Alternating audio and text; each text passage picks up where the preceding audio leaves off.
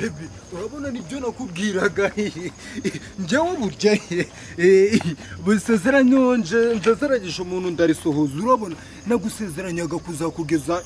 ku mucanga ku mazi igiseye sobona ukuntu abari abahabari ruku igaragara neza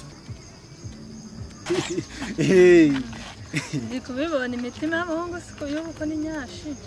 ngo iki imitima y'abahungu ni nyashi ubundi njyewe nari narakwihanganiye reka nkureraga ukunyo ngo imitima yacu ubu ni nyashi namwe nta muntu uyobeye yuko imitima yanyu y'ubu ari amafaranga dore ngo urahaza ukurikiye ubuceri uvuze ngo iki imitima urandebera urandebe dore ngo karagenda